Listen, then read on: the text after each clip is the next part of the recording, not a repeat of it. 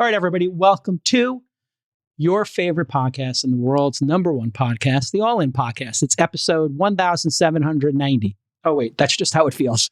Welcome to episode 179. With me today, of course, is your Sultan of Science. I don't know if that's a movie background or it's just his favorite vegetables. What's going on there? What's the crop? That's AI generated. It's AI generated crop. Okay, great. I'm trying AI backgrounds. I'm going to try it out for a while with different crops. Your fans are going to be crushed that you're not doing deep movie polls. With us, of course, man about town, DC, new products being launched. David Sachs, the Rain Man. Yeah, how you doing, buddy? Good. Yeah, good week. Lots going on. Yeah, definitely a good week. Chamath Palihapitiya, chairman, dictator. He puts the chairman and dictator. I would like to take this opportunity to wish my child a happy birthday. Oh. I absolutely love you. Oh. Well, now the rest of us look like Yeah, great. I've never done that before. Sachs, in your desk is a piece of paper with your children's names and their birthdays. You want to pull it out? I got 3 birthdays a year and I've never done one. Let your winners ride. Rain Man David Sachs. And instead, we open source it to the fans, and they've just gone crazy with it. Love you, besties. Queen of quinoa. No, but I'm saying it rarely lands on the same day. Today is the day. Today's okay. the day. Today's the day. Okay, Today's the good. day. Congratulations, child. Congratulations. Yeah. How old, Chamath? No gender, name, or any other specifications, folks. We can't tip anybody off. No pronouns. Can't tip nothing, anybody. please. No pronouns. Yes, absolutely. So how are they But this child, experiencing their birthday? this child has experienced a wonderful life, and this child is an incredible person for whom I have tremendous admiration and love and compassion and hope for the future. All right. And did you order them some chicken fingers? I cannot comment on who this person is. Chicken fingers. Are you talking, of course, about Phil Hellmuth? Your child, Phil Hellmuth. Can we please talk about last weekend's festivities in What Vegas? a disaster he is. Oh my God. Guys, just so you guys know. Sachs, we missed you last weekend. We missed you last week. So much fun in Vegas. Chamath, we missed you on Saturday night. Saturday night was really fun. I had such a lovely time coming home, to be totally honest with you. We had a cabana set up on Saturday, played blackjack. I missed you guys too. I had a FOMO when I saw the videos. It was so fun. Well, you don't have to have too much FOMO because Phil sent the entire group chat to pokernews.com. They did an article Run on it twice. the theflop.org. Poker dash update. Oh my God. Yeah. Well, there's like he 5 kept stories, tweeting all and weekend. he leaked every single person who's there and the He tweeted jets that and the jet numbers. He's like, look, here's me and Elon. Elon came by for my dinner. No, Like, I mean, the it whole was thing. worse than that. No, it's worse than that. He said, I got to hang out with our guy Elon for 10 minutes and 14 seconds. Wait, what? He timed it. He intercepted him at the valet. Wait, what? Oh How many my minutes? God. 10 minutes and 14 seconds. He had the exact time down to the second. Oh my God. Well, listen, I want to Oh wish my Phil God. Hellmuth a happy birthday because I did miss his 60th party. Yeah, it's coming I know. up actually. His The good birthday's not news for is another it 2 wasn't months, actually his birthday. It was Bill Gurley's. So he just hijacked Bill Gurley's birthday. Did I he also really? got to enjoy for my first time ever the experience of Baccarat, which I've decided is the Incredible. most degen game on earth. It's The most literally degen. the most. You just flip More a than coin. craps. Coins. It's flipping Hey, coins. Well, craps is really, you there's a make style. betting decisions. All you do in Baccarat is you Yeah. say bank or player, and then you freak yourself out about how you flip the cards. And the smartest people I know on earth are all sitting around this table at 2 or 3 in the morning saying, turn this corner this way. No. Turn it this way. Turn it this way. Ah. There's 2 dots. And they're debating the right way Friedberg. to flip a It's just card you. over. Friedberg. The That's Smartest true. people on sweat. earth. No, the having this Baccarat conversation. sweat is the most incredible performative act in the casino. It's Don't the mock weirdest thing. until you Yeah. try it. Yeah, you're right. Everyone's got their own little technique Their own about how thing. they bend the card. The So card's all exactly. destroyed by the end of Yeah. the deck. They get And you thrown take out. it and you I go smash it and throw the card lengthwise. I back. go like this, and I try to see. Oh, and like it's you're always curling your mustache like an evil Yeah, like villain? this. You It's gotta the go evil like villain. this. Yeah. Right. and then you call out, "Oh my God, no spotter!" If you see a no spotter, Right. we're 2 across. So Yeah. great. And then you get to decide So whether the great. bank turns over their cards and when they turn Then them you over. lose. So Then you lose a small house, and then you're like, "Oh, let's try it again." Yeah, you're convincing yourself that you have all this control and ways to change the Right, outcome. right, And you're because- literally flipping a card. It's high a coin. card. Well, it's It's even basically It's high card. That's all it is. It's high card. it's even worse than that. You're basically sitting down at the casino's table, and then they tell you whether you've won or lost. And in order to convince yourself that that's not what's going on, you have to play with the card. But really, Absolutely. they just tell you either win or lose. Let and me I'm tell you a watching the story. smartest guys we know staring at the window at the little machine that tells you whether bank or player won. And they're Trying to studying it, rubbing their chin, doing an analysis. It's been At 4 one point, reds. It's gotta go black. Hellmuth's like, I'm calling it now. Bank, player. And all the guys are like, let's do it. And then everyone Okay, bets heads, huge heads, on- tails, yeah, So, tails, yeah. tails. Hellmuth, Got it. Hellmuth asked us to play in the high stakes poker game on PokerGo. So it was me, Hellmuth, Stanley, Sammy, House, and then Jen Tilly and Nick Airball and Roble. So most of the guys from the house came plus Jen Tilly and Nick Airball. Jennifer Tilly's amazing. What a great human and Listen actress. to this. Well, listen to this hand. Literally the second hand of the actual poker game. Jen Tilly is in the big blind. No, sorry, she's under the gun. She raises. Hausenbold 3 bets. It comes all the way around to me on the button. I look and I Queens. have pocket kings. Oh, even better. I ship the whole cheeseburger, comes back to Tilly. She ships, House ships. Listen to these hands. Jen Tilly has aces. Jeff Hausenbold has kings. I have kings. Oh my God. I've never seen a cooler hand like this Wow. in my All life. the dealt. outs. And in the second hand of the game. Anyways, wow. don't worry, guys. I So came back and I Jen won. It's fine. Tilly She tripled up. basically- She triples up and then into lockdown mode. The first time I ever played with her, No, showed then up I, at this game. then I stacked her right. Anyways, well, I don't want to reveal the game, but it was Remember the game. wonderful. This one. I show up at a mutual friend of ours game, and there's a beautiful Porsche or something in the driveway. It's a really notable car, and I noticed on the license plate it says Degen, but it's spelled with a J. And I'm like, oh, degenerate! What a great license plate! I wonder whose that is. I go, it's Jennifer Tilly. Her She license plate is so Degen. cool. She's Yeah. very charming. She's Great very actress. cool. Very charming. Great actress. Great What Shout was out that to the movie Chucky she was series. in? Bound. Bound. That's what it was. Yeah. You don't have Incredible. to ask me twice. Yeah, That is exactly. a tour de Exactly. force. What a Exactly. great gangster film Yeah. with Gina Gershon. I mean, Gina ooh. Gershon, that's who it Oh, was. Gina my Gershon. God. Oh, That yeah. film, Wow. oh my God. Well, let's not get canceled here. Yeah. Okay. It is quite a film.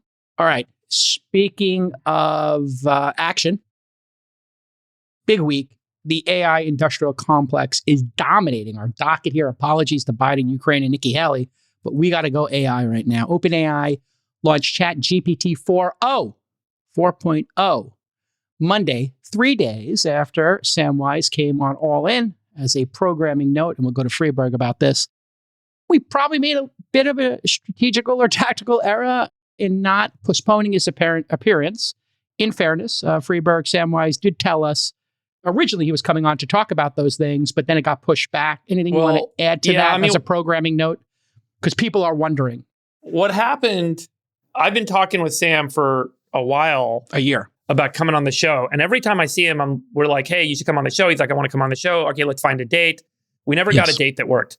I saw him in March and he said, hey, I want to come on the show. I said, okay, well, come on. Let me know when works. And then a couple of weeks later, he's like, what about this date in May? And I'm like, yeah, that's fine. We can make that work. He's like, well, I've got a big announcement we're going to be doing. And I was like, perfect. Come on the show. That sounds great.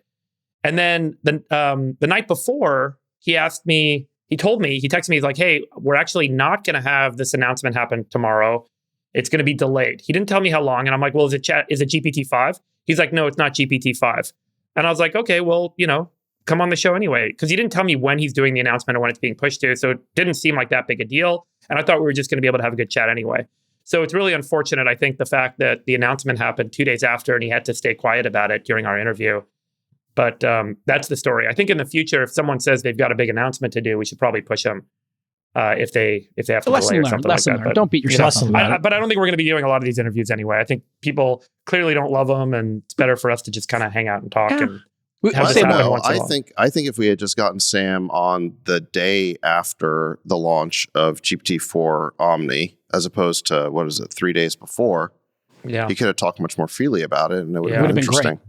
Yeah. Yeah, it was supposed to happen same day, so it's unfortunate this all worked out this way. The other Anyway. little trick is to say you can tell us under embargo, but my understanding is they were still doing the videos over the weekend. So I think those videos and stuff, they were still figuring them out. And so, yeah, lesson learned. In terms of the interviews on the show, just to recap for people, we've done a dozen. Half of them have been presidential candidates. Sometimes they break out, sometimes they don't. Well, we follow our interest and our passion here on the pod. It's got to be interesting for us too. So if we think this person's going to be interesting, we do it. And yeah, we understand you miss a news subject, but yeah, it is what it is. And to your point, a lot of the people that come on, and increasingly a lot of people ask to come on because they know we're not journalists. And so for all of those folks that expect us to be journalists, that's not what we are. We're for entrepreneurs, we're for business people, we're for friends, we're for technologists, we're for curious people, we're for poker players, but we're not for journalists. And so we're going to ask whatever we feel like asking. Sometimes those things will touch a chord because it's what you wanted to have asked.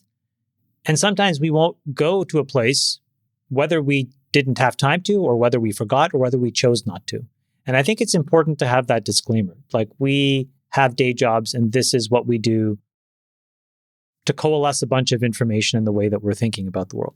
So we are not journalists. So please don't have that expectation. And I think what that means is that if the guest doesn't want to talk about something, we're not going to start peppering him with gotcha questions and things like that.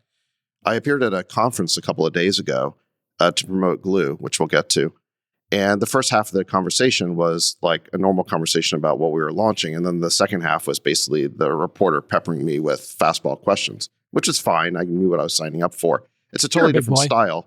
It's a totally different style than coming on the pod and just having a normal conversation. But it's not really our job to make somebody open up if they don't want to talk.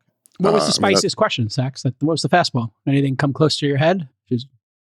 No, I mean, it's not worth really getting into. You can watch it if on. Yeah, I was just curious. Like, look, I kind of like sometimes when reporters pitch me fastballs because, yeah, you can strike out or you can hit it out of the park when they do that. That's an important part here. I think, as a former editor-in-chief journalist myself, I sometimes like to ask, I would say, a challenging question in a respectful way. I did that, for example, with Vivek, just clarifying his thoughts on trans and gay rights.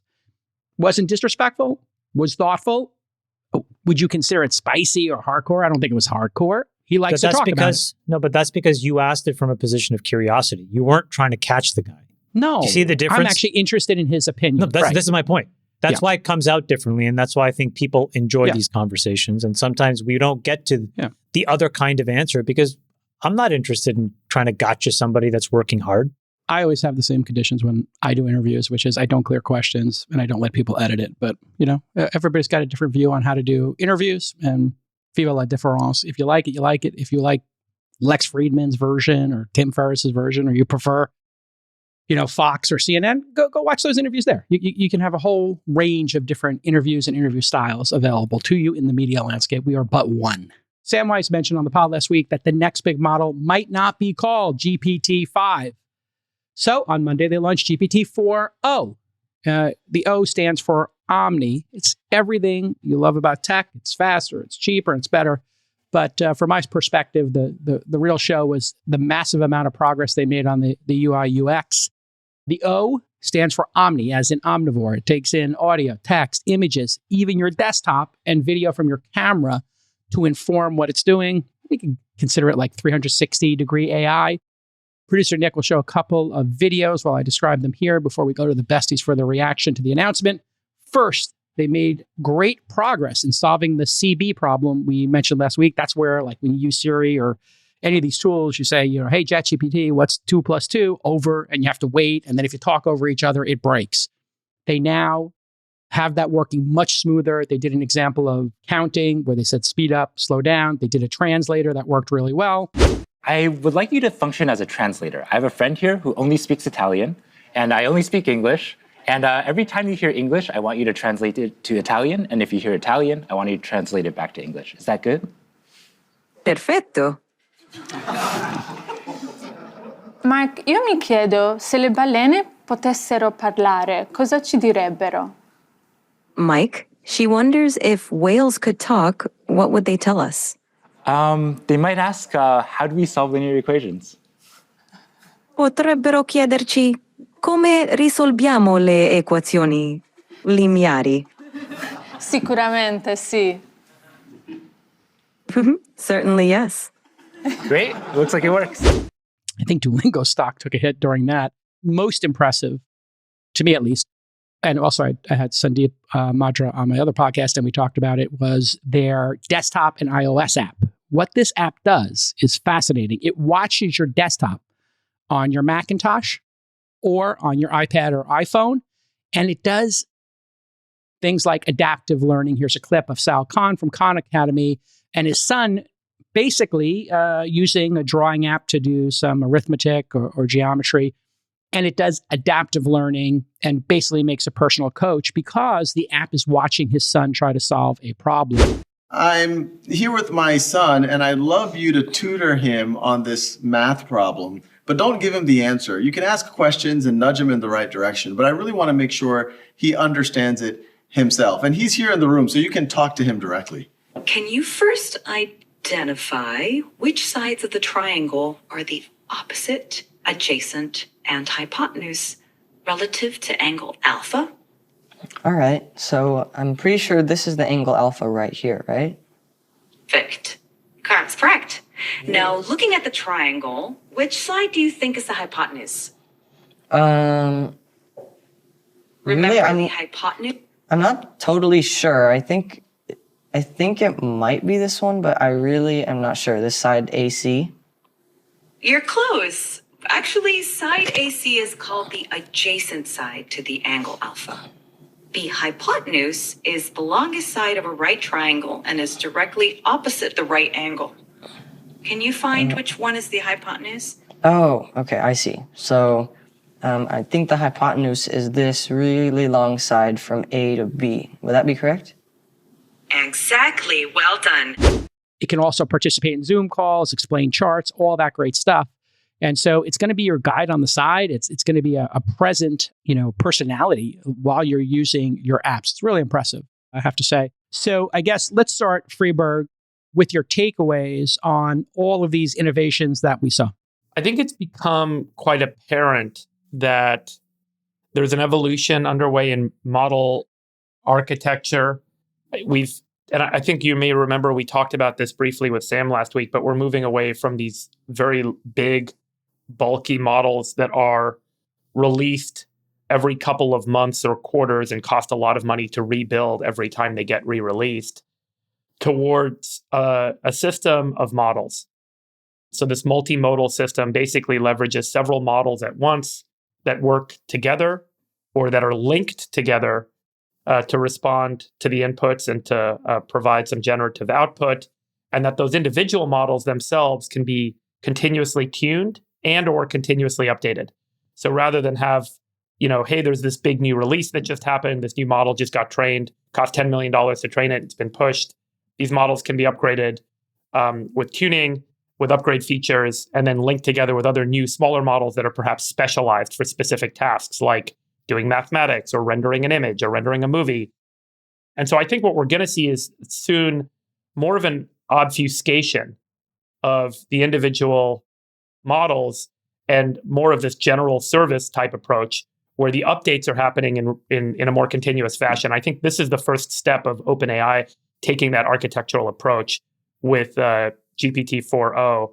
And what's behind the curtains, we don't know. We don't know how many models are there. We don't know how frequently they're being changed, whether they're being changed through actually upgrading the parameters or whether they're being fine-tuned. And so this seems to be pretty obvious. If you look at this link, one of the criticisms that initially came out when they released GPT-4o was that there was some performance degradation. And Stanford actually runs this massive multitask language understanding assessment. And they publish it, I think, daily or pretty frequently on how all the models perform. And you can see the scorecard here that GPT-4o actually outperforms GPT-4. And so this goes counter to some of the narrative that in order to get some of the performance improvements and speed improvements they got in 4o, that they actually made the model worse. That it seems actually the opposite is true, that the model's gotten slightly better. It still underperforms Cloud 3 Opus, which you can see here ranks top of these charts. But there's lots of different charts. All the companies publish their own charts. They all claim that they're better than everyone else. But I like Stanford because it's independent. Chamath, any thoughts after seeing it in combination with our interview? Do you think ChatGPT is running away with the consumer experience? Or do you think this is like neck and neck with some of the other players? Not to tell tales out of school, but somebody that we all know in our group chat posted something about the fact that the consumer growth had stalled. I don't know how they knew that maybe they got some data, or maybe they're an investor. You guys know what I'm talking about. And they said that they're trying to reinvigorate growth into the consumer app at OpenAI. I mean, I think this insights as to why it might be plateauing in your perspective? I wrote this in my annual letter, but there are these phases of growth. And when you look at like social networks as a perfect example, Friendster was magical when it was first created, right? And then you had MySpace that just ran circles around them because Friendster didn't really invest the money and the quality that it took to create a moat. And then MySpace really wasn't able to compete. So we were, Facebook, we were the 8th or 9th when we showed up on the scene, and we ran circles around everybody. I think what it means is that there are these phases of product development which exist in many markets. This market, I think, is going through the same thing. And right now we're in the first, what I would call primordial ooze phase, which is everybody's kind of like running around like a chicken with their heads cut off. There's all these core basic capabilities that are still so magical when you see them. But we all know that 5 and 10 years from now, these things will be table stakes, right? And what Friedberg just showed is a table of many companies and many trillions of market cap, all effectively running to the same destination. So I think where we are is probably within 2 years of where the basic building blocks are standardized. And then I think the real businesses get built. So I will maintain my perspective here, which is the quote unquote Facebook of AI has yet to be created. Okay. And here it is. ChatGPT web visits, as you can see, have plateaued. This data is similar web. I would agree with you, Chamath. It seems like the use cases and the looky-loos who are just trying this software because they heard about it, they've gone away. And then we have to find actual use cases.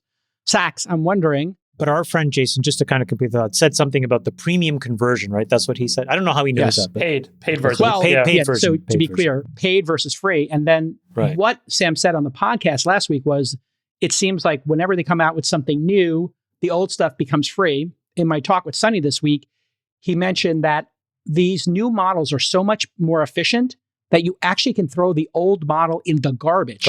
Because it's so inefficient. And these are now becoming about 90% cheaper every year, which means every 2 years, these things are going to be 99% cheaper and better. Yep.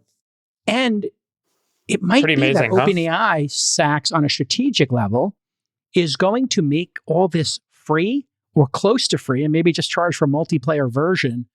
That seems to be where it's heading. You don't have to log in to use 3.5. You don't have to log in to use Google. No, you do have to log in still on Google services, but I think these are going to just be free. So on a product basis, what are your thoughts? And then maybe you could talk about free to pay. Do you think everybody in the world is going to pay 20, 30, 40 bucks, 500 a year, 200 a year to have one of these? Or are they just going to all be free? Well, I think you're assuming there that the long-term business model of OpenAI is in B2C subscriptions. And I think that's probably the least attractive business model they have available to them. It's sort of the first one and the most obvious one because they put out ChatGPT and then it's pretty easy just to roll out a premium version. But in my experience, B2C subscriptions, it's just not a very attractive business model because consumers just aren't willing to pay a lot and they have high churn rates and there's no possibility of expansion really. So I suspect they're going to move in more of a B2B direction over time because that's where the real money is. And probably the way they do that is by monetizing all the apps that are built on top of it. And I think that in that sense, GPT-4o is a really important innovation. By the way, the O stands for Omni, which I think stands for Omni-channel. I think you may have said omnivore, well, which is kind of funny too. Yes, it's Omni, which means all the different media types currently coming in, right? Like that's the difference. It's not like you just give it an image or give it a video. It's absorbing all those at the same time in parallel, I believe. That's right. So there's 3 big innovations with this model, right? So one is omni-channel, which means text, audio, video, and images. Second, it's more conversational. Like it understands the tone of people talking. It understands sort of sentiment in a way it didn't before. And then the third thing, which is really important, is that it's just much faster and more performant than the previous version, GPT-4 Turbo. In the speed test, they say it's twice as fast. We've played with it at Glue. We can talk about that in a minute. And it feels 10 times as fast. It is much faster. But it's the combination of all three of these things that really makes some magical experiences possible. Because when you increase the speed of processing, you can now actually have conversations with it in a much more natural way. Before, it was the models were just too slow, so there'd be a long delay after every prompt. Yeah. So now, like you showed, it can do things like you point the camera at a blackboard or something with math equations on it, and it can walk you through how to solve that problem. Or two people can be talking and it does real-time translation. You know, there's that old saying that every Star Trek technology eventually becomes true. They've just basically invented the whole natural language, real-time, universal translator. Yeah. So anyway, so those are some interesting use cases. But I just think they're going to be able to unleash a whole lot of new applications. And if they're metering the usage of the models and providing the best dev tools, I think there is a business model there. And this thing is moving so fast. They're in like Leonardo DiCaprio mode. Every 2 years, they throw the old model away. Okay, let's keep. Thank you, Sax. Bada bing. Wait, is this thing up? Did you write that ahead of time, or I was in the moment. That was good. Just one point on that is there are a whole bunch of startups out there that were creating virtual customer support agents. And they've been spending the last couple of years working on trying to make those agents more conversational, quicker, more responsive. I think their product roadmaps just became obsolete.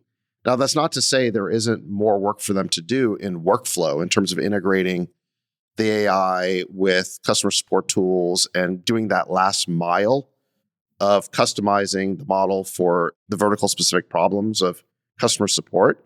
But my guess is that hundreds of millions of dollars of R&D just went out the window. And probably this is the best time to be creating a customer support agent company. If you're doing it 2 years ago, 5 years ago, your work has just like been obsoleted. That is the thing of this pace. Like, you used to have to throw away client server stuff or, whatever. You had a web-based thing, you get an app out, you throw away some of the old code. But this is like every 18 months, your work has been replaced. If you're an app developer, the key thing to understand is where does model innovation end and your innovation begin? Because if you get that wrong, you'll end up doing a bunch of stuff that the model will just obsolete in a few months. I think you're totally right. I think that's such a really important observation. That's why I think the incentive for these folks is going to be to push this stuff into the open source. Because if you solve a problem that's operationally necessary for your business, but it isn't the core part of your business, what incentive do you have to really keep investing in this for the next 5 and 10 years to improve it? You're much better off, like Klarna, for example, right? We talked about the amazing improvement and savings that Klarna had by improving customer support. Release it in the open source, guys. Let the rest of the community take it over so that it's available to everybody else. Otherwise, you're going to be stuck supporting it. And then if and when you ever wanted to switch out a model, GPT-4o, 4 to 4o to Claude to Llama, it's going to be near impossible and it's going to be costly.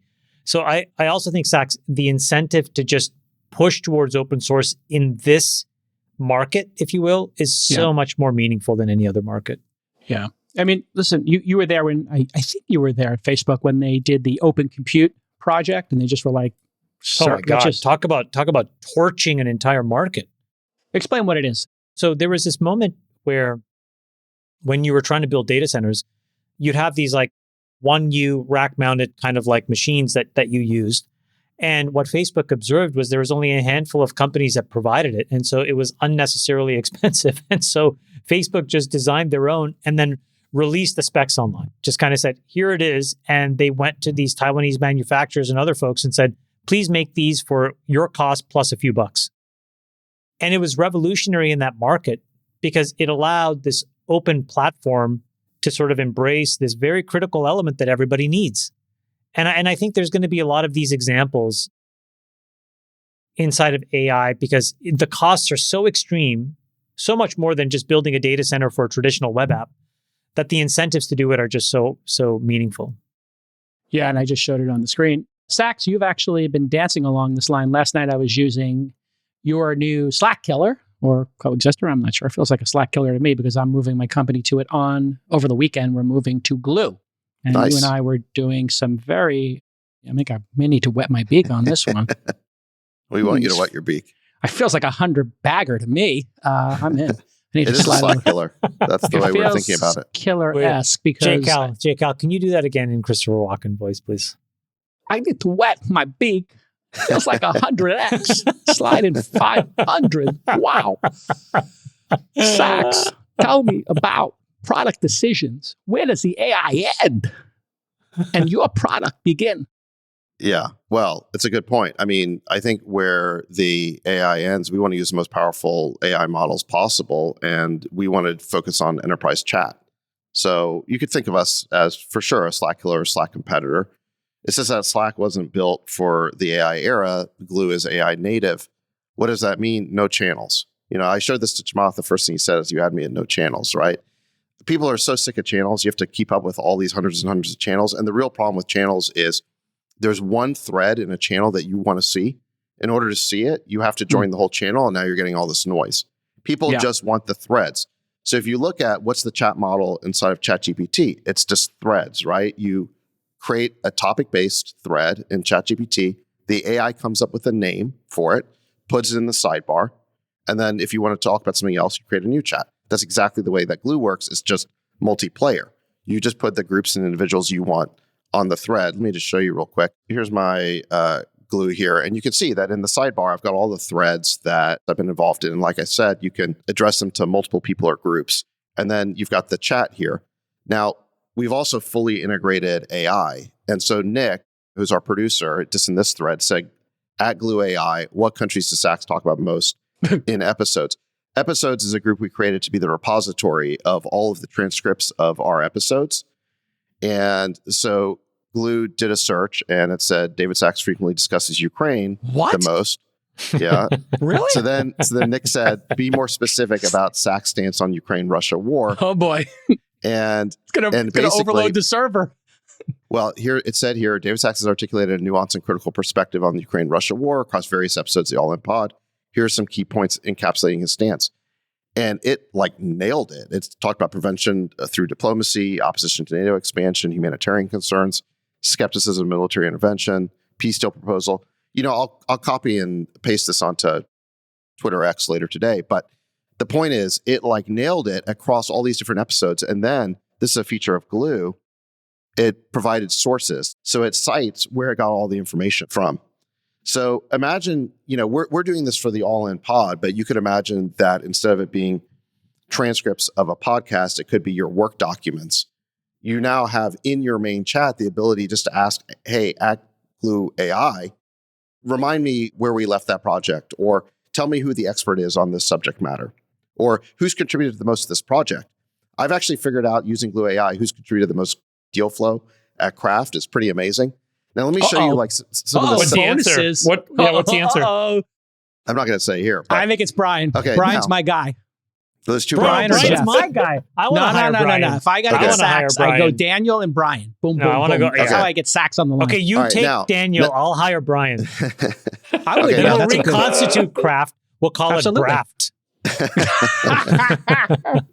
All right, look, let me show you a couple. Hold on a second. Sachs, what? I just looked at the Chat GPT-4 Omni server, and when you did that query, it actually rolled its eyes. Keep going.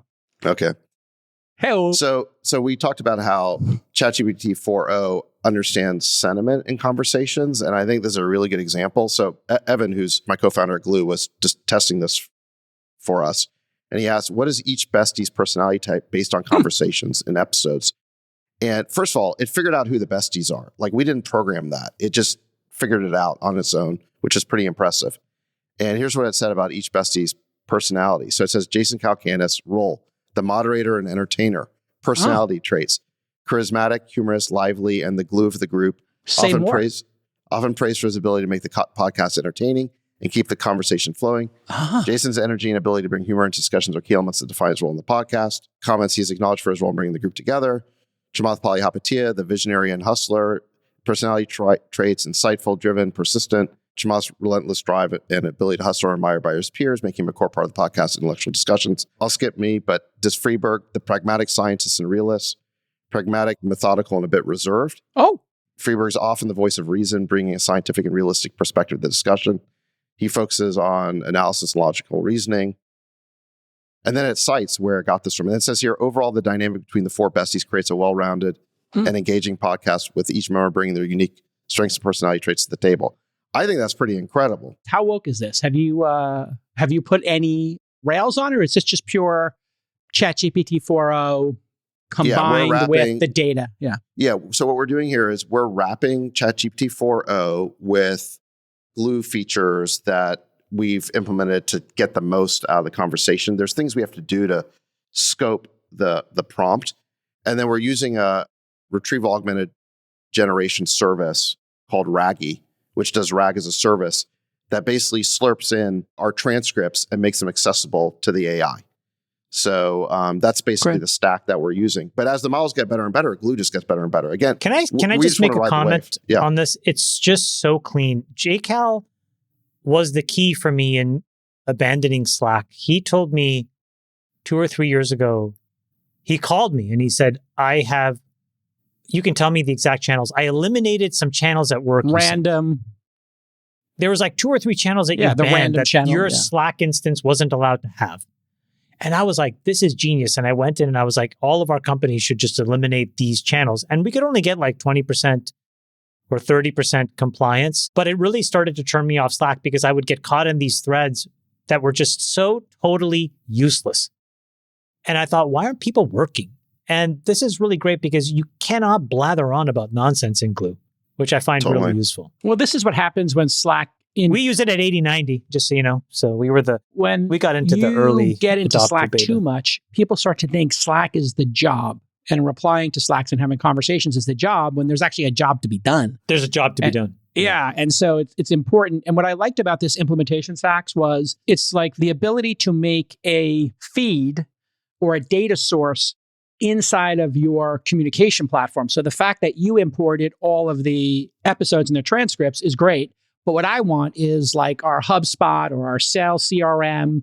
I want our Zendesk. I want our LinkedIn jobs and our LinkedIn job applications. I want our Notion. I want our Coda to each have the ability. And when I was using it last night, what you do is you use the @ symbol to evoke and to summon in a way. It's like summoning Beetlejuice. So you summon your AI, but then you tell it what data set you want to go after. So you say, at AI, let's talk about, I don't know, how do you manage your deal flow at Craft? Do you use software like CRM software to manage deals? Brian, we just do it Daniel. all in Glue, but we do it all in Glue, so it's already right there. But you're right. So the first thing that Glue AI has access to is all of your chat history, which is amazing because you get then we can look at all your attachments, and we've got, I think, 6 integrations at launch, and there'll be more. So yeah, like all of your enterprise data will be there.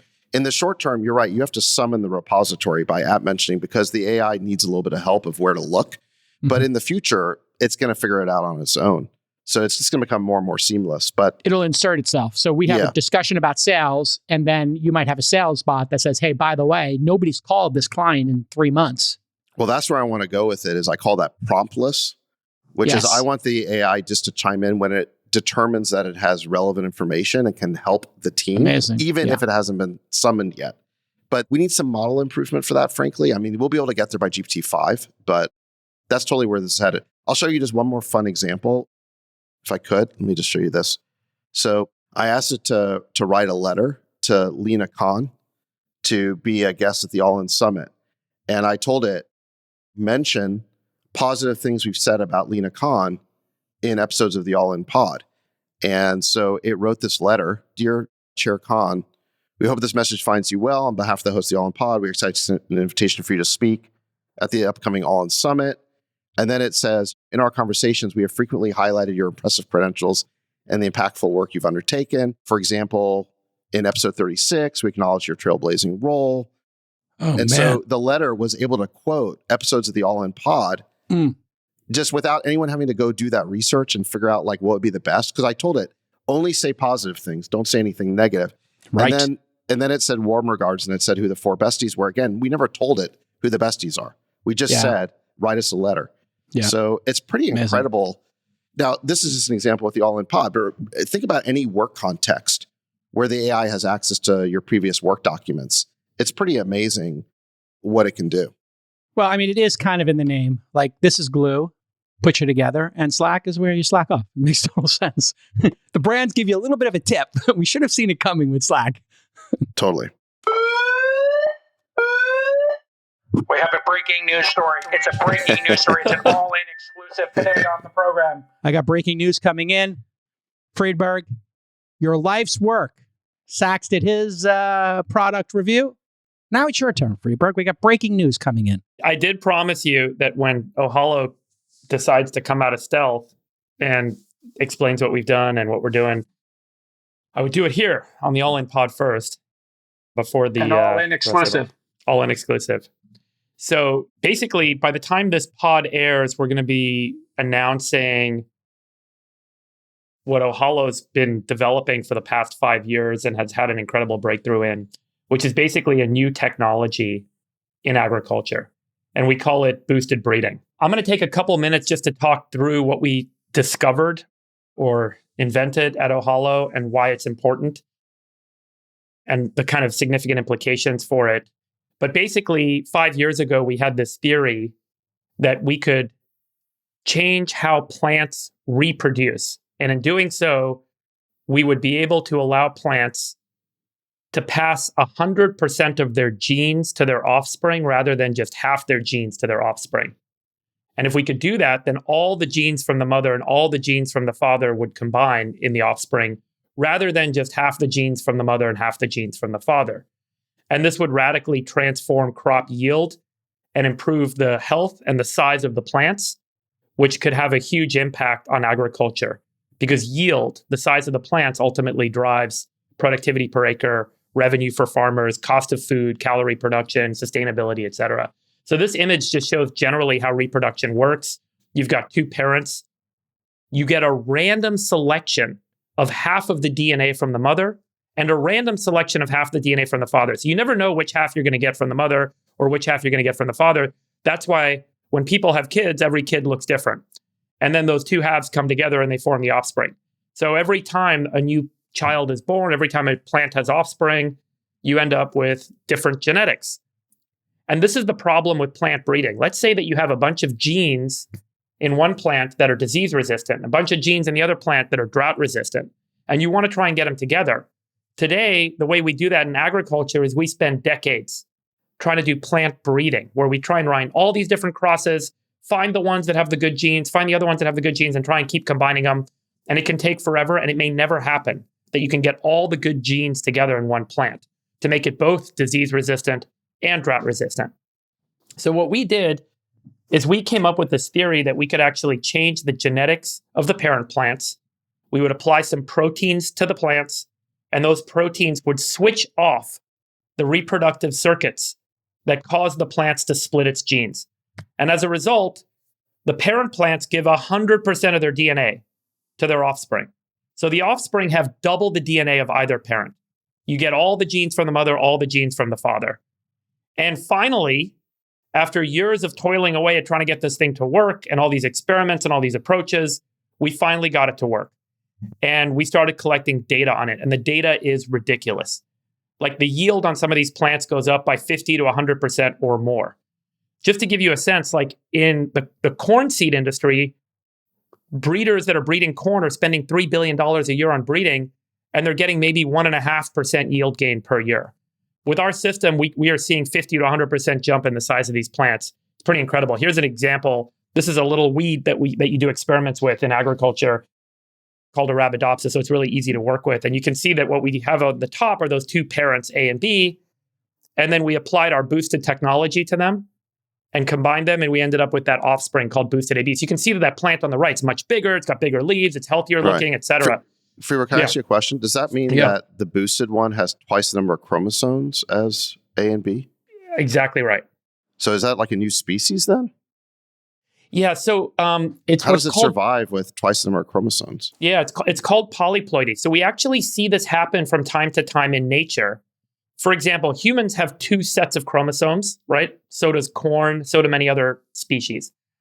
Somewhere along the evolutionary history, wheat doubled and then doubled again, and you end up actually in wheat having 6 sets of chromosomes.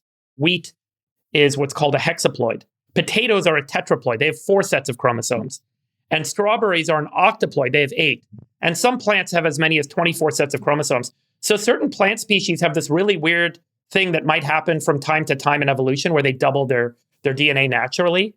And so what we've effectively done is just kind of applied a protein to make it happen and bring the correct 2 plants together when we make it happen. And so this could only happen for a plant, right? This could never happen with an animal. It wouldn't work in animals. It works in plants. Okay. And one way you can think about plant genetics is all the genes are sort of like tools in a toolbox. The more tools you give the plant, the more it has available to it to survive in any given second, to deal with drought or hot weather or cold weather, etc. And so every given second, the more tools or the more genes the plant has that are beneficial, the more likely it is to keep growing and keep growing. And that plays out over the lifetime of the plant with bigger leaves and bigger, grows taller. But more importantly, if you look at the bottom, the seeds get bigger. And in most crops, what we're harvesting is the seed. That's true in, corn and many other crops. And so seeing over a 40% increase in seed in this little weed was a really big deal. But then we did it in potato. And potato is a crazy result. Potato is the 3rd largest source of calories on Earth. And so we took 2 potatoes that you see here in the middle, A, B, and CD. We applied our boosted technology to each of them, and put them together, and you end up with this potato A, B, C, D. That's the boosted potato. And as you can see, these were all planted on the same date, and the boosted potato is much bigger than all the other potatoes here, including a market variety that we show on the far right. That's what's typically grown in the field. Now, here's what's most important. When you look under the ground and you harvest the potatoes, you can see that AB potato only had 33 grams. CD had 9 grams. So each parent had 33 and 9 grams potato. But the boosted offspring had 682 grams of potato. The yield gain was insane. And so you could see this being obviously hugely beneficial for humanity. Potatoes being the 3rd largest source of calories, Indian potato farmers are growing 1 acre of potato. In India, they eat potato 2 meals a day. In Africa, potato is a food staple. So around the world, we've had a really tough time breeding potatoes and improving the yield. With our system, we've seen incredible yield gains in potato almost overnight. And the other how big are those potatoes? Those are normal sized potatoes that you see there. Those are like, table potatoes. Basically, that looks like a russet potato right there. That's like a normal size russet. I can tell you, it started got as like a something little. right. It started as like a little creamer potato, basically, and you blew it up into a russet potato. Is that? Yeah. So the genetics on AB, you can see they're like tiny little purple potatoes. The genetics on CD are like these little white, tiny little ball potatoes. But when you put those 2 together with boosted and you combine all the DNA from AB and all the DNA from CD, you get this crazy high yielding potato, ABCD, which by the way is higher yielding than the market variety that's usually grown in the field on the far right. So why not just grow russet potatoes then? We are. And so we're working on doing this with russet. We're working on doing this with every major potato line. Sorry, the improvement you'll see is actually in yield. So it's not the size of the potato, it's the number of potatoes that are being made. And so you'll per see hectare or something like that, like the dwarf wheat, projects in the 60s and 70s. Shemach, you know how you can tell Friedberg's onto something here? You got David Sachs to pay attention during it. This is going to be a decacord if Sachs is awake. Sachs is like, how do I wet my beak? Sachs is interrogating the potato lines. I've never. What's going on? I think genetics is interesting. But so have you tried these potatoes? Do they taste different? Oh, no, they're awesome. Yeah, they're potatoes. And we do a lot of analysis. You haven't sprouted any horns yet or anything like that? No. Again, one of the other advantages of the system that we've developed, let me go back here. And I just want to take 2 seconds on this. One of the other things this unlocks is creating actual seed that you can put in the ground in crops that you can't do that in today. So potatoes, the 3rd largest source of calories. But the way we grow potatoes, you guys remember the movie The Martian, you chop up potatoes and you put them back in the ground. Because the seed that comes out of a potato, which grows on the top in the flower, every one of those seed is genetically different because of what I just showed on this chart, right? You get half the DNA from the mother, half the DNA from the father. So every seed has different genetics. So there's no potato seed industry today. And potato is like $100 billion market. With our system, not only can we make potatoes higher yielding and make them disease resistant, what we also make is perfect seed. So farmers can now plant seed in the ground, which saves them about 20% of revenue, takes out all the disease risk, and makes things much more affordable and easier to manage for farmers. So it creates entirely new seed industries. So we're going to be applying this boosted technology that we've discovered across nearly every major crop worldwide. It'll both increase yield, but it will also have a massive impact on the ability to actually deliver seed and help farmers and make food prices lower. Is it and more improve expensive? sustainability. No, it's actually cheaper. So And higher do you yield, need- lower cost. Do you need more water? Less water, less land, less energy. Do you need more fertilizer? Fertilizer usually scales with biomass, but these sorts of systems should be more efficient. So fertilizer use per pound produced should go down significantly as we get to commercial trials with all this stuff. And we're doing this across many crops. So there's a lot of work to do in terms of like, how do you scale And tell the us production about in the fields? tell us about the patents and how important patents play a role in this, because isn't it like one of Monsanto's big things, like they just go and sue everybody into the ground or whatever? Like, I'm going to answer you 1 second. I'm just going to switch my headset. It just died. Wow, we went from Sachs's bots to Friedberg's crops. This I'm was glad quite we're an doing. episode. I'm glad we're doing him second because all of a sudden, like group chat doesn't seem very important. Yeah, wow. He just solved the whole Ukraine crisis here. We're going to be able to grow wheat in the desert and in the He rainforest. solved the world food problem. Yeah, Sachs. What did you do for the last 6 months? Yeah, we made enterprise chat a little better, but We added AI to enterprise chat. We cleaned up your Slack. So yeah, when you invest, we've invested a ton of money. This was stealth for 5 years. We put a ton of money into this business.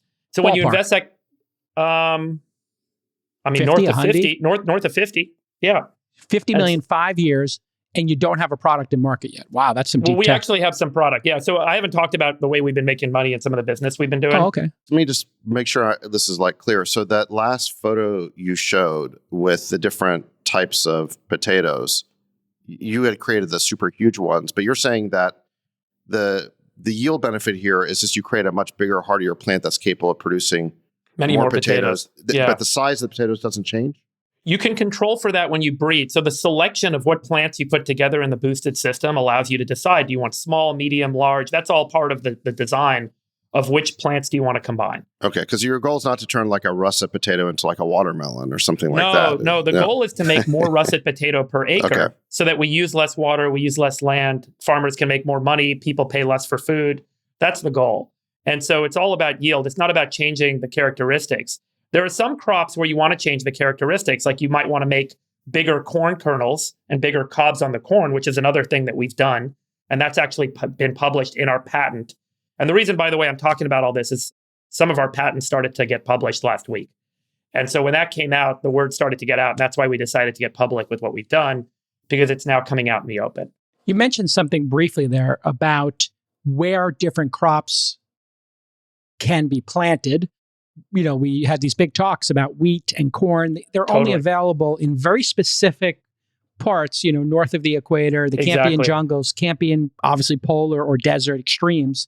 So if you're successful, what would this do for, on a global basis, where these crops are made? Because That's an remember this whole awesome- discussion about Ukraine Awesome and question. like Totally. the wheat belly of Europe, the cradle of wheat. Yeah. It's a great question. I'm so glad you asked it, because that's one of the key drivers for the business, is that we can now make crops adapted to all sorts of new environments that you otherwise can't grow food. Today, there's close to somewhere between 800 million and a billion people that are malnourished. That means they are living on less than 1,200 calories a day for more than a year. But on average, we're producing 3,500 calories per person worldwide in our ag systems. The problem is we just can't grow crops where we need them.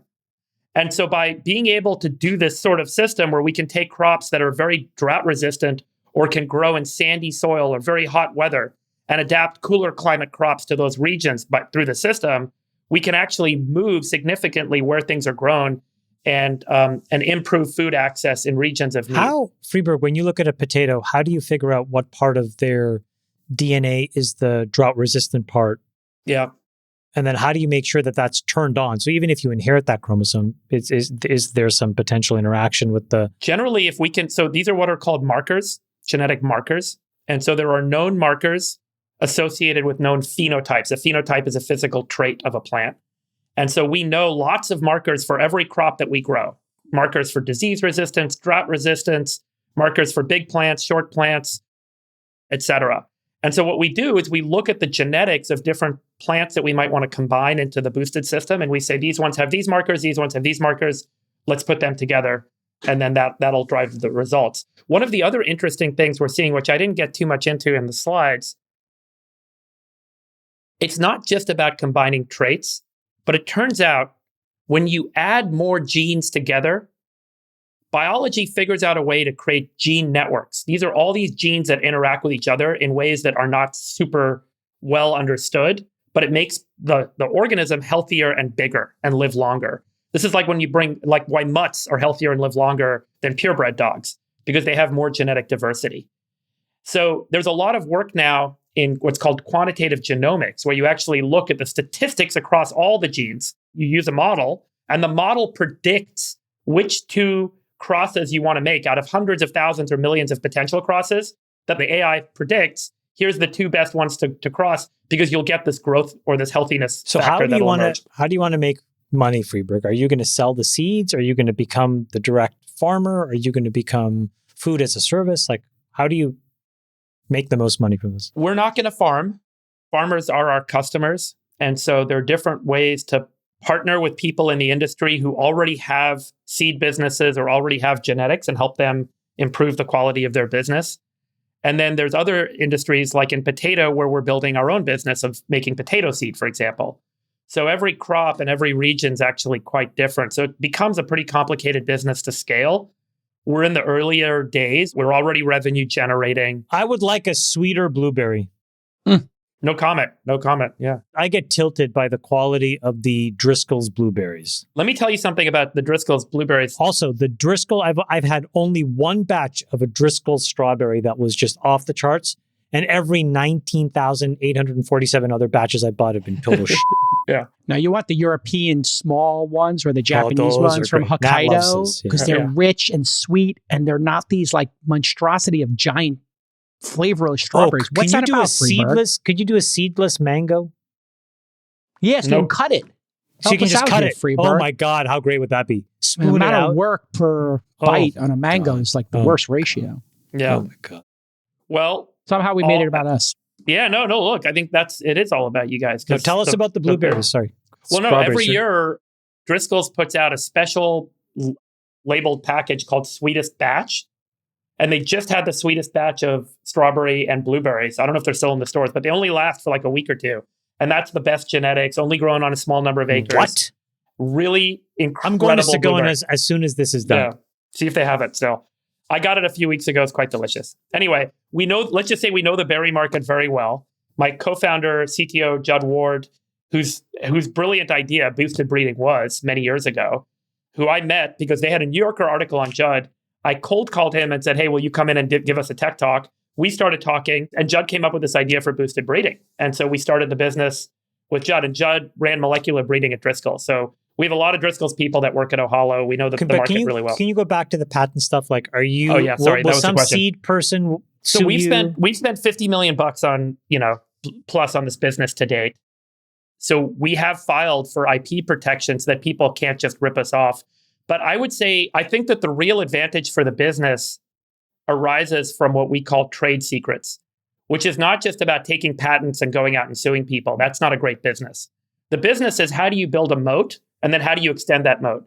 The great thing about plant breeding and genetics is that once you make an amazing variety, the next year the variety gets better, and the next year the variety gets better. And so it's hard for anyone to catch up. That's why seed companies generally get monopolies in the markets, because farmers will keep buying that seed every year, provided it delivers the best genetics. And so our business model is really predicated on how do we build advantages and moats and then keep extending them rather than try to leverage IP. So I'm a big fan of like building business model advantages. This is going to be incredible, Sachs. If you think about, geopolitically, what's going on in Somalia, Sudan, Yemen, Afghanistan, those places have tens of millions of people, I think hundreds of millions collectively, who are at risk for starvation. If you could actually make crops that could be farmed there, Friedberg, you would change humanity. And then all these people buying up farmland in America, that could devalue that farmland if that wasn't as limited of a resource. Yeah, Friedberg? No, I think, so first of all, like farmland in America is mostly family owned. It's about 60% rented actually. So a lot of families own it and then they rent it out because they stop farming it. But the great thing that we've seen in agriculture historically is that the more calories we produce, the more food we produce, the more there seems to be a market. It's like any other economic What about system. wheat and rice? Yeah. So those are calorie sources 1 and 2. And there's certainly opportunity for us to apply our boosted systems there. The big breakthrough with potato is we can make potato seed using our boosted system in addition to making better potatoes. McDonald's is the largest buyer of potatoes, yeah? So in the US, 60% of the potatoes go to French fries and potato chips. McDonald's buys most of the fries. PepsiCo, under Frito-Lay, buys most of the potato chip potatoes. 40% are table potatoes. In India, 95% of the potatoes are table potatoes. They're eaten at home. And the Indian potato market's 3 to 4 times as big as the US potato market. In Brazil, it's 90% table potato. So all around the world, potato is different. The US is, unusually large consumers of French fries and potato chips. Well, I speak on behalf of JCal when I said we will gladly invest $1 million at a 10 cap in both of your businesses. Absolutely. Yes, we will grift our way into this. JCal and I will do the deal. We'll wire the money. We'll wire the money. A little $1 million to each of you guys at a 10 cap. Thank you. Absolutely. You're in. It may not be a 10 cap though, but yes. Breaking news. You're in. Chamath and JCal have secured the bag. That's the breaking news. Chamath and JCal have secured the bag from the besties actually doing work. Yeah. Well, I appreciate you guys letting me talk about it today. I'm excited to share it. To both of you. I love it. It's been, building so great, stuff guys. is hard. There's always risk. It's a lot of work and a lot of setbacks. But man, when you get stuff working, it's great. We're each doing the things we do best. Friedberg is solving the world's hunger problem, and I'm cleaning up your Slack. Right? Yeah. Making your enterprise chat a little better. All progress counts, Zach. All right. Stanley Druckenmiller has got a new boyfriend. Druckenmiller's got a boyfriend, and his name is Javier. And they've eloped to Argentina. Druckenmiller professed his love, like Tom Cruise on Oprah's couch, in a CNBC interview this week. The only free market, quote, leader in the world right now, bizarrely, is in Argentina of all places. He cut Social Security 35% after he came to office. They've gone from a primary deficit of like 4 or 5% to a 3% surplus. They've taken a massive hit in GDP, basically a depression for a quarter, and his approval rating has not gone down. Druckenmiller has explained how he invested in Argentina after seeing Milei's speech at Davos, which we covered. Here's a 30-second clip. Play the clip, Nick. By the way, do you want to hear how I invested in Argentina? It's a funny story. I wasn't at Davos, but I saw the speech in Davos, and it was about 1 o'clock in the afternoon in my office. I dialed up Perplexity, and I said, give me the 5 most liquid ADRs in Argentina. It gave me enough of a description that I followed the old Soros rule, invest and then investigate. I bought all of them. We did some work on them. I increased my positions. So far, it's been great, but we'll see. Yeah, that's quite interesting. He, quick note, you hear Druckenmiller mention ADRs.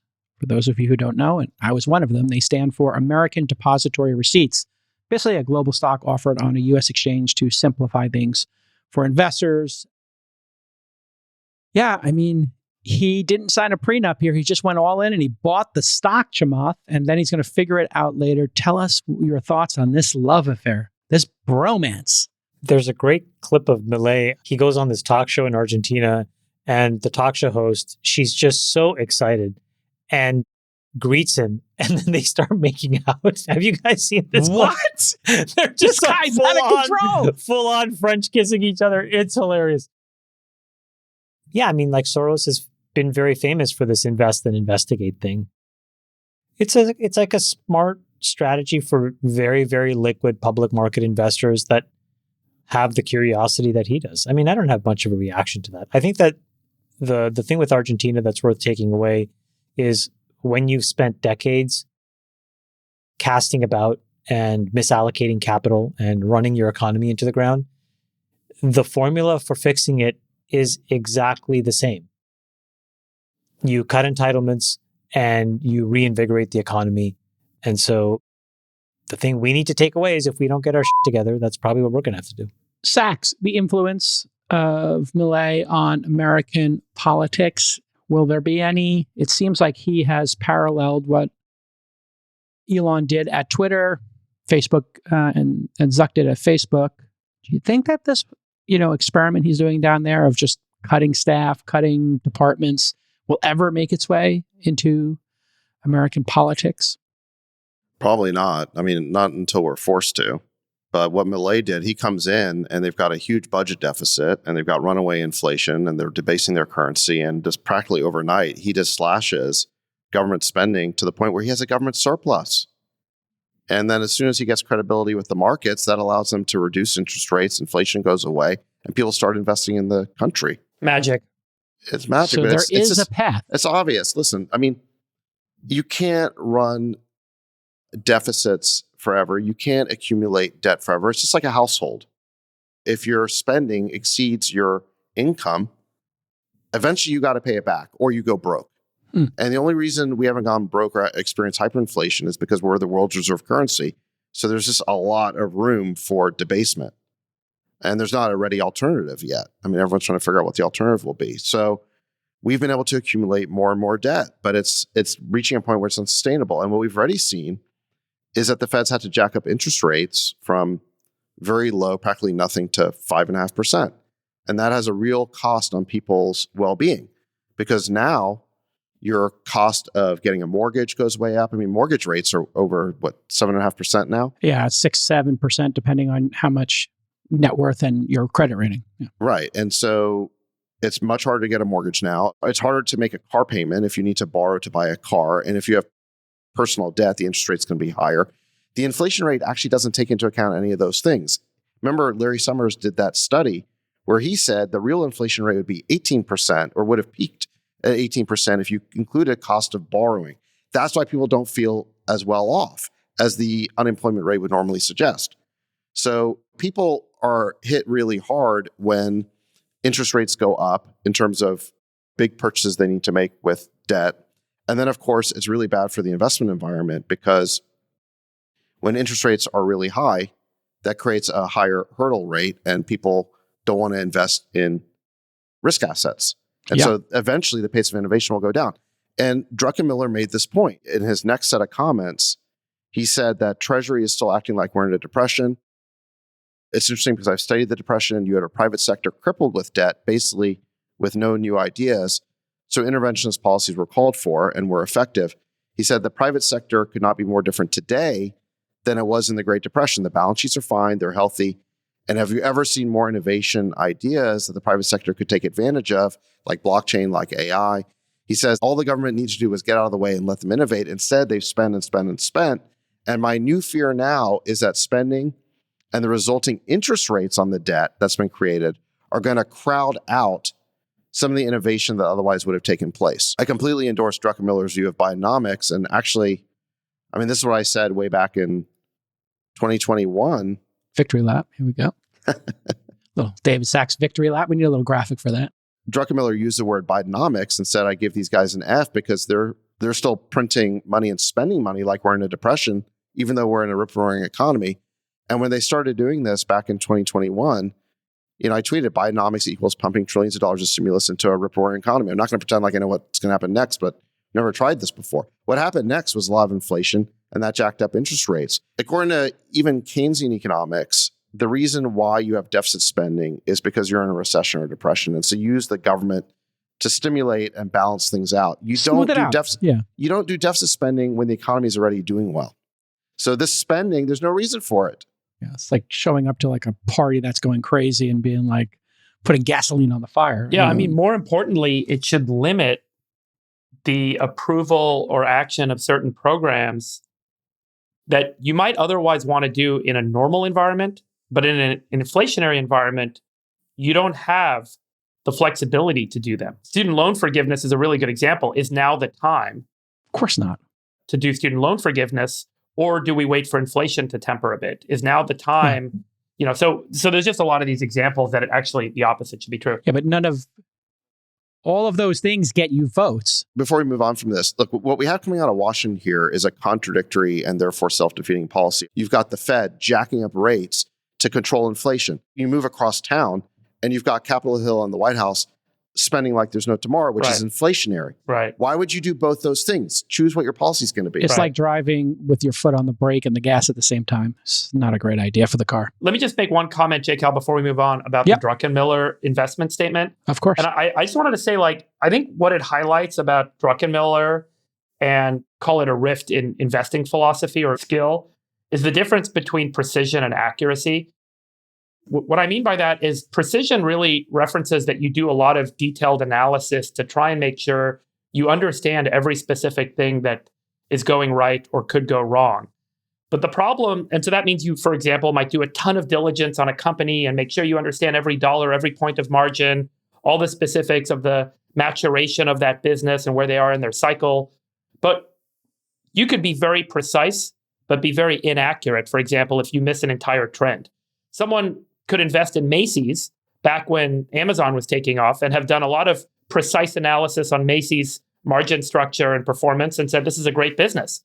But they missed the bigger trend, which is that e-commerce was going to sweep away Macy's. And consumers were simply, that's not possible in the analysis that they were doing. Let's be honest, Friedberg, nobody could make that stupid of a trade to say Macy's versus Amazon over the next 10 years.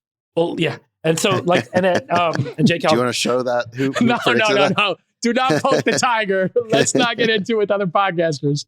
The worst spread trade in history. Yeah, let me just finish the statement. Yeah. But the other one is being accurate. And accurate means you get the right bet, the right sentiment, the right trend. The problem with being accurate, you could have said in the year 2000, hey, the internet's going to take off. And you could have put a bunch of money in. But the problem was you were right. You just had to have the necessary patience. And so accuracy generally yields better returns, but it requires more patience because you can't necessarily time how long it will take for you to be right. So a guy like Druckenmiller is making an accurate bet. He bets correctly on the trend, on where things are headed. He doesn't necessarily need to be precise, but he has the capital and his capital structure that allows him to be patient to make sure that he eventually gets the return. And to build on your thoughts, having watched this movie a couple of times, and I overthought the Twitter investment as but one example. I had the opportunity to invest in Twitter when it was like a single-digit millions company. And I just thought, you know what? This thing is only like the headline. And I told Ev, like, it's the headline.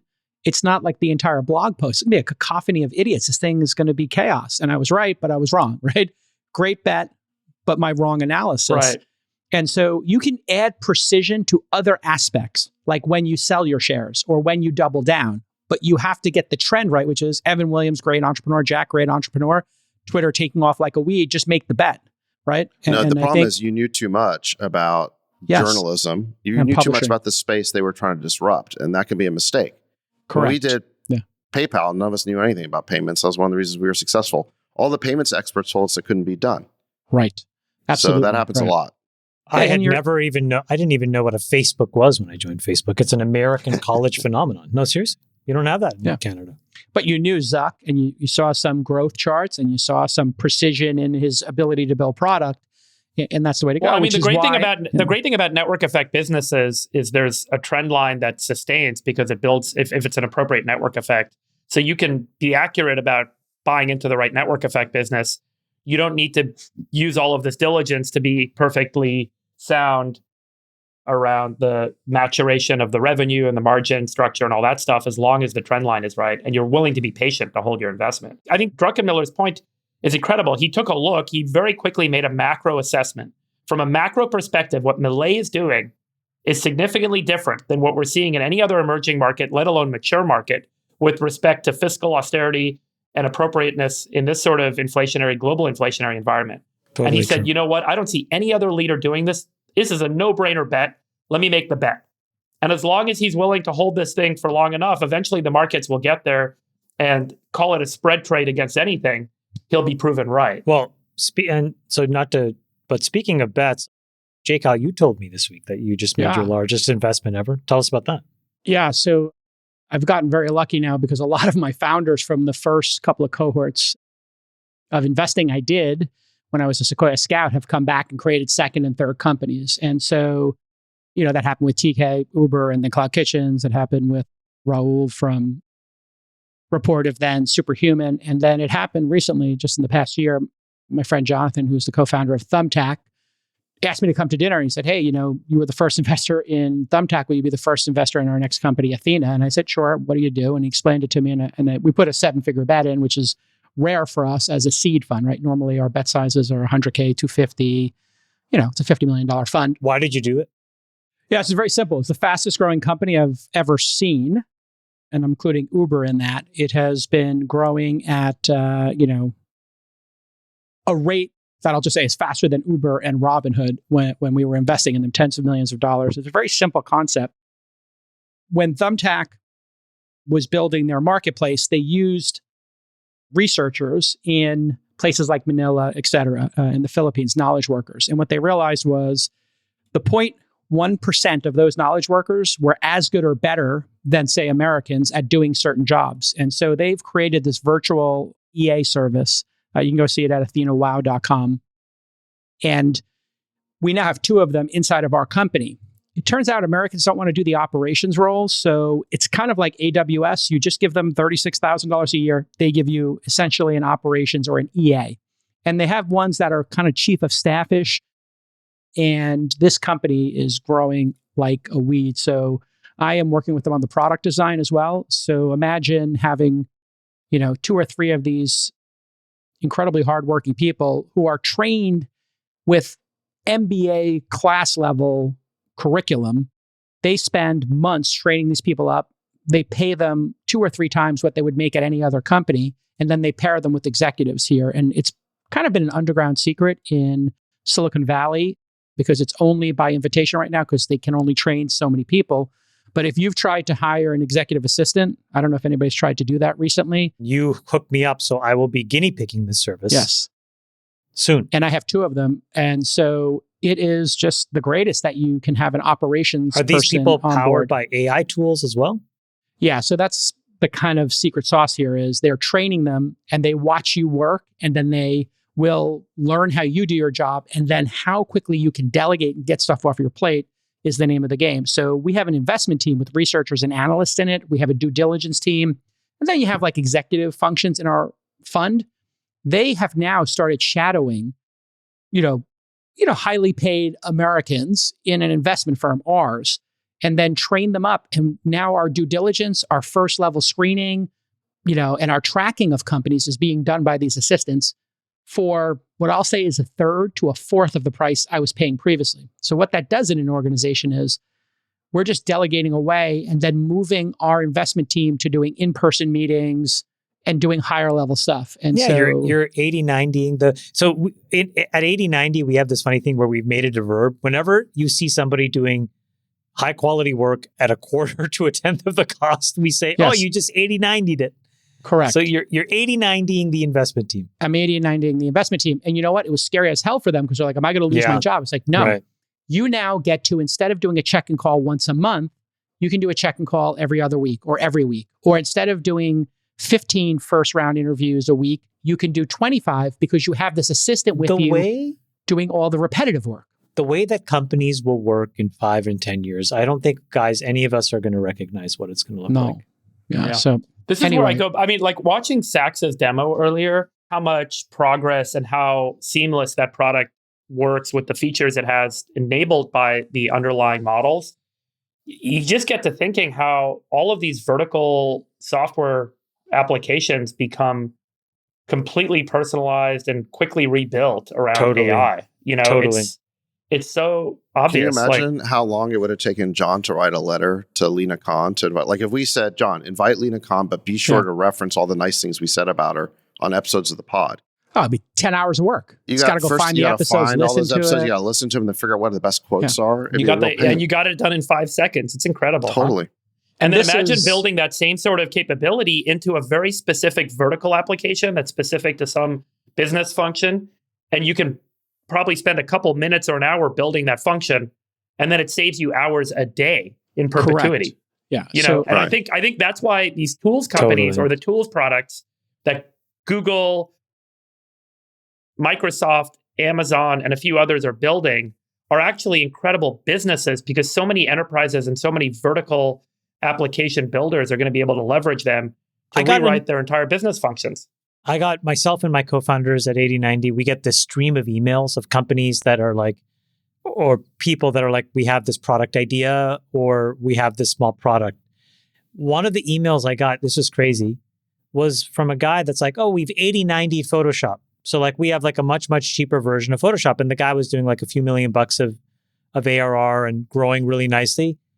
But then it turned out that somebody saw that and then 80/90'd it. So then there was an open source version of that thing. And so to your point, Friedberg, none of these big companies stand a chance. Yeah. It's everything is going to get cheaper and faster. Yeah. Not because the products aren't good, but like JCal's going to go off and experiment with this. SAC's going to go off and build a product. As every time that you're at a boundary condition, we're all going to explore, well, maybe we could do this with AI. Maybe we shouldn't hire a person. Not because we're trying to be mean about it, but it's because the normal, natural thing to do. And the OpEx of companies is just going to go down, which means the size of companies are going to shrink, which means the amount of money you need is going to go down. And that's just going to create the ability for these companies to sell those products cheaper. So it's a massive deflationary tailwind here. We had the same thing happen with compute, and now it's happening inside of organizations. I wrote a blog post about this on my Substack called ADD. This is the framework I came up with. I told my entire team, look at what you got done every week, and I want you to ask 3 questions. How can I automate this? How can I deprecate this? How can I delegate it? And the automate part is AI and what you're doing, David. The delegate part is AthenaWow.com. And then the deprecate is, hey, just be thoughtful. What are you doing that you don't need to do? And that's 80/90ing something. Like there are things inside these products that you don't actually need. What's the core functionality of the product? Make it as affordable as possible. And then what's going to happen for people who think this is bad for society? You've got it completely wrong. We're going to have more people be able to create more products and solve more problems. The unemployment rate's going to stay very low. We're just going to have more companies. So the idea, like, there was somebody who was working on very small, like, software. I get pitched on very niche ideas. I want to create something where people can find people to play pickleball with, right? Like a pickleball marketplace. Now that wouldn't typically work because you would need $5 million a year to build that product. But if you can build it for $500,000 a year, well, now you've only got to clear that number to be profitable. So a lot more smaller businesses, a lot more independents, all these little niche ideas will be able to be built. And a VC who says, I'm not giving you $5 million to build that app will be like, but I will give you $500K.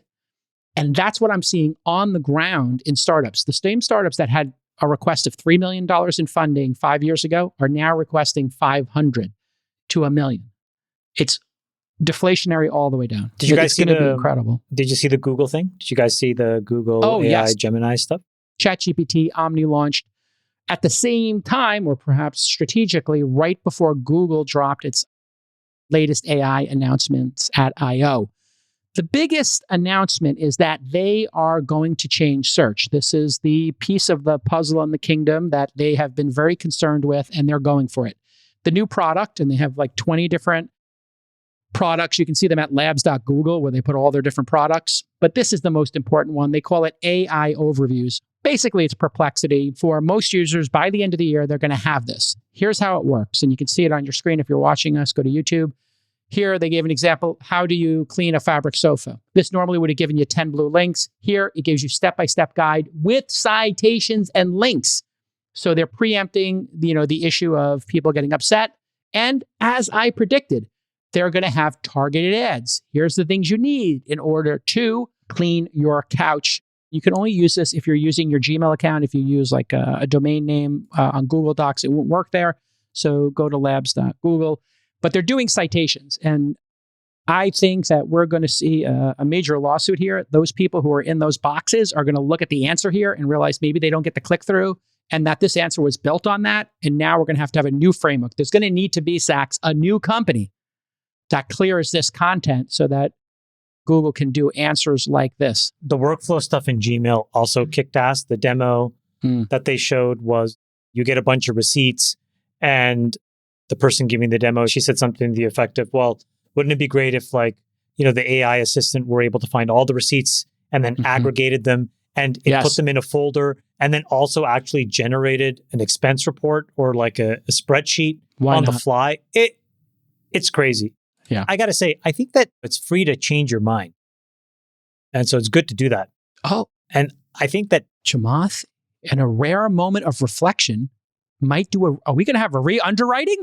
Is this a re-underwriting? I change my mind all the time. because Ladies and gentlemen, breaking news, Chamath is re-underwriting his Google trade. Sorry, I know to blow your ears out. I think the Google thing is pretty special. Between last week's announcement of Isomorphic Labs, which, let's be honest, that's just a multi-$100 billion company. So you're saying there might be many Think about it this way, right? multi-billion dollar opportunities sitting there dormant inside of Google that AI unlocks. Look at a company like Royalty Pharma. So if Royalty Pharma, with it's a phenomenal business run by a phenomenal entrepreneur, Pablo Legorreta. But what is that business? That's buying 2 and 3% royalties of drugs that work. And you can see how much value that those guys have created, which is essentially 90% EBITDA margin business. It's outrageous because they're in the business of analyzing and then buying small slivers.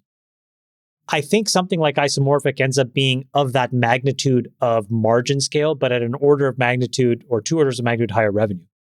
So if you fold that back into a Google, if you think about what they're doing now on the search side, these guys may be really kicking some ass here. So yes. I think that the reports of their death were premature and exaggerated.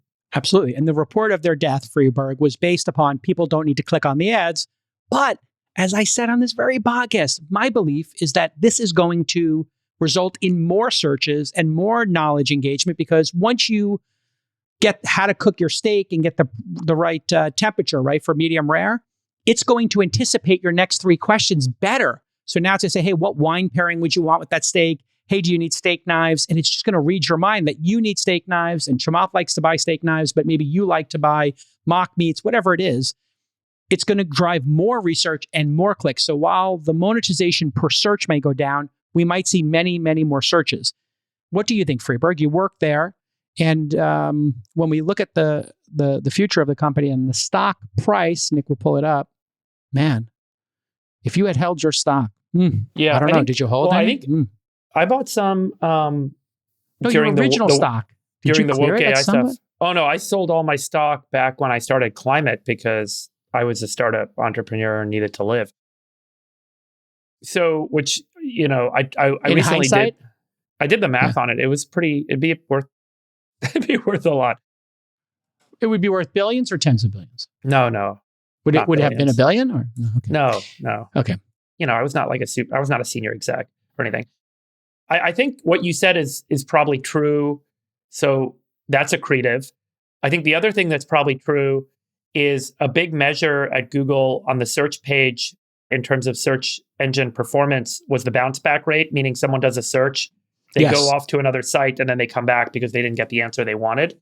And then the one box launched, which shows a short answer on the top, which basically keeps people from having a bad search experience because they get the result right away.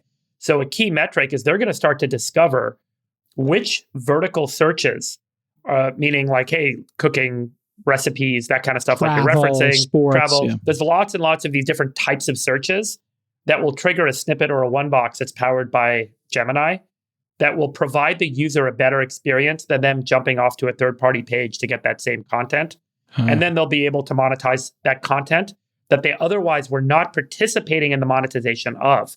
So I think the real victim in all this is that long tail of content on the internet that probably gets cannibalized by the snippet one box experience within the search function. And then I do think that the revenue per search query in some of those categories actually has the potential to go up, not down. Explain. Give me an example. You keep people on the page, so you get more search volume there. You get more searches because of the examples you gave. And then when people do stay, you now have the ability to better monetize that particular search query because you otherwise would have lost it to the third-party content page. So, for example, selling the steak knives is it's kind of a good example, or booking the travel directly and so on. So by keeping more of the experience integrated, they can monetize the search per query higher, and they're going to have more queries, and then they're going to have the quality of the queries go up. So I think it's all in. There's a case to be made. And I haven't done a spreadsheet analysis on this, but I guarantee you, going back to our earlier point about precision versus accuracy, my guess is there's a lot of hedge fund type folks doing a lot of this precision type analysis, trying to break apart search queries by vertical and trying to figure out what the net effect will be of having better AI-driven one box and snippets. And my guess is that's why there's a lot of buying activity happening in the stock right now. And I think they're probably all missing, Chamath's point, a lot of these call options like Isomorphic Labs. I can tell you Meta and Amazon. Meta and Amazon do not have an isomorphics lab and Waymo sitting inside their business that suddenly pops to a couple $100 billion of market cap. And Google does have a few of those. So other bets could actually pay off. These there are may be. Look, I mean, there's Calico. No one talks about Calico. I don't know what's going on over extension, there. Yeah. Let me get Sachs involved in this discussion. Sachs, when we show that example, it's obvious Google is telling you where they got these citations from and how they built their how to clean your couch, how to make your steak. They were in a very delicate balance with content creators over the past 2 decades, which is, hey, we're going to use a little bit of your content, but we're going to send you traffic. This is going to take away the need to send traffic to these places. They're going to benefit from it. To me, this is the mother of all class action lawsuits because they're putting it right up there. Hey, we're using your content to make this answer. Here's the citations. We didn't get your permission to do this, but we're doing it anyway. What do you think is the resolution here? Does all these content go away because there's no model? Does Google try to make peace with the content creators and cut them in or license their data? What's going to happen to content creation when somebody like Google is just going to take Wirecutter or these other sources that are not behind a paywall and just give you the goddamn answer? Well, look, this is the same conversation we've had 2 or 3 times where we're going to need the courts to figure out what fair use is. And depending on what they come up with, it may be the case that Google has to cut them in by doing licensing deals. We don't know the answer to that yet. By the way, I do know a founder who is already skating to where the puck is going and creating a rights marketplace so that content owners can license their AI rights to whoever wants to use them. I think that could be that's smart. Very interesting. I had a call with him yesterday, and you and I will be on that cap table together once again. Good. You and I. Yeah. So I don't want to say who it is because I'm going to let him announce his own round, but I'm only participating in the seed round. Look, stepping back here, it's interesting. If you go back to the very beginning of Google, the OG Google search bar had 2 buttons on it, right? Search and I feel lucky. I feel lucky was just tell me the answer. Just take me to the best result. And no one ever did that because it kind of sucked. Then they started inching towards with 1 box, but you didn't get the 1 box very often. It's very clear now that Gemini-powered 1 box is the future of Google search. People just want the answer. I think that this feature is going to eat the rest of Google search. Now, it's a little bit unclear what the financial impact of that will be. I think, like you guys are saying, there'll probably be more searches because search gets more useful. There's fewer blue links to click on, but maybe they'll get, compensated through those like relevant ads. Hard to say. You're probably right that Google ultimately benefits here, but let's not pretend this was a deliberate strategy on their point. They got dragged kicking and screaming into this by innovation of Perplexity and other companies. Yep. They had no idea. They got caught completely flat-footed, and they've now, I guess, caught up by copying Perplexity. And sucks for Perplexity. I think they're kind of screwed now unless they get it's over. an acquisition deal. Exactly. But Perplexity came up with the idea of having citations in having a comprehensive search result, which was something search result with citations and related questions. And they did it extremely well. And quite frankly, all Google had to do was copy them. Now they've done that. Yep. And I think it does look like a killer product. And by the way, this was all something that I saw 15 years ago when I did Ohalo, which was my human-powered search engine, and which I had copied or been inspired by Naver and Daum in Korea. They were the first ones to do this. You know it, Chamath, because there were only 3 or 4 markets where Google couldn't displace the number 1. Korea, Russia, Japan.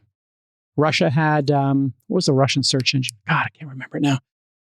Japan had Yahoo Japan, which Masayoshi-san had carved out. It was never part of it, and they were loyal to that. And very nationalistic Koreans and very innovative folks at Daum and Naver just made search that was so amazing. You do a search and it'd be like, here's music, here's images, here's answers, here's Q&A. It was awesome.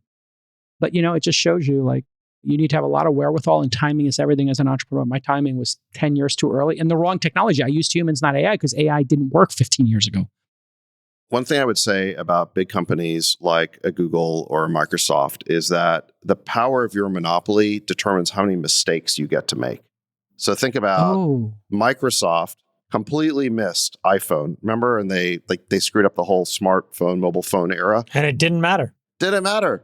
Satya comes in, blows this thing up to a $3 trillion public company. Same thing here with Google. They completely screwed up AI. They invented the transformer, completely missed LLMs. Then they had that fiasco where, they had Black George Washington. Doesn't matter. They can Doesn't make matter. 10 mistakes, but their monopoly is so strong that they can finally get it right by copying the innovator. And they're probably going to become a $5 billion company now. Sorry, $5 trillion company. It reminds me, the greatest product creation company in history. I think we all know who that was. And take a look down memory lane. Here are the 20 biggest failed Apple products of all time. The Apple Lisa, Macintosh Portable. We all remember the Newton, which was their PDA. The 20th anniversary Macintosh Super Sexy. People don't remember they had their own video game. I was at a conference a couple of years ago that Jeff Apple Bezos Pippin. spoke at. I think he's given this talk in a couple other places. You could probably find it on the internet. Yeah. But he talks about Amazon's legacy of failure and how they had the Fire Phone and the Fire this and the Fire that. And he's like, our job is to fail. Big swings. We have to make these blunders, but what makes us successful is that we learn from the failures and, we make the right next decision. Yeah, but I'd say if you're a startup and you make big failures, you usually just go out of business. One and done. Yeah, but this is how you stay. This is how you stay. But this is how you stay competitive. If you're a big founder-led tech company, the only way you're going to have a shot at staying relevant is to take big shots that you're going to fail at. I remember just this don't. one. You the can't iPod just. Hi-Fi. You have to do things that you're going to fail at. Right. Remember this boombox? This is one of the huge differences between startups and big companies is that big companies can afford to have a portfolio of products. They have a portfolio of bets. Some of them will work, and that keeps the company going. Startup really has to go all in on their best idea. Totally. I always tell founders, just go all in on your best idea. They're always asking me for permission to pivot. And I always tell them, go for the best idea. Don't hedge. Don't try to do 5 things at once. Just go all in on your best idea. Yeah. And if it doesn't work out, you reboot and start with a new Go cap all table. You're going to go all in. So to speak, another amazing episode is in the can. The boys are in a good mood. You got your great episode. No guests this week. Just all bestie all the time. And very important, the march to 1 million continues halfway there. You got us there, fans. We hit 500,000 subbies on YouTube, which means you all earned a live Q&A with your besties coming at you in the next couple of weeks. We're going to do it live on YouTube. So if you're not one of the first 500, get in there now so you get the alert. We're going to take your questions live. It's going to be dangerous. Any questions? No questions are dangerous.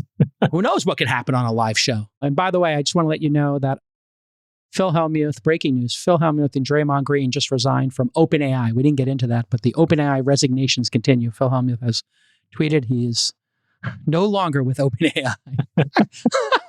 You guys like my baby cashmere pink sweater?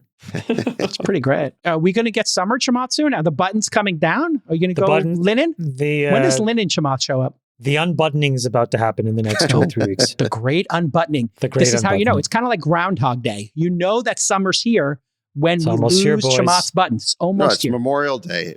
After Memorial Day, the button can come down. Yeah. We're going to go 3 buttons down. I'll still be wearing my black tee. Sachs will still be blue blazer, blue shirt, red tie. And Friedberg in Fields of Gold. Look at Friedberg in Fields of Gold taking us out. Sting, Fields of Gold coming at you. 2 for Tuesday. See you all in the next All In Pod for the Sultan of Science. The Rain Man, David Saxon, Chairman Dictator. I am your Z100 Morning Zoo DJ. We'll see you next time. Love you, boys. Bye-bye. Bye-bye. We'll let your winners ride. Rain Man, David Saxon.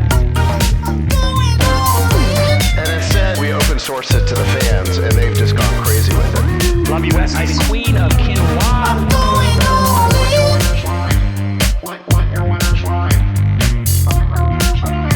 Besties are back. Go 13. That's my dog taking a notice in your driveway. Man. My haberdasher will meet me at Clinton. We should all just get a room and just have one big huge orgy because they're all just useless. It's like this sexual tension that they just need to release somehow. Wet your beak. Wet your beak.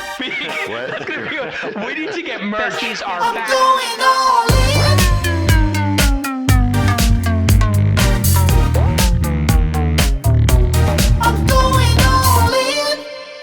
And now the plugs. The All In Summit is taking place in Los Angeles on September 8th through the 10th. You can apply for a ticket at summit.allinpodcast.co.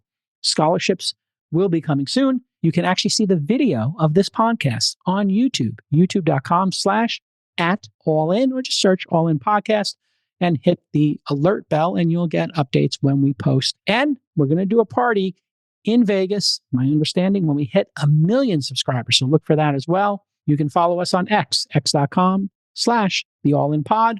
TikTok is all_in_talk. Instagram, the All In Pod. And on LinkedIn, just search for the All In Podcast. You can follow Chamath at x.com/Chamath.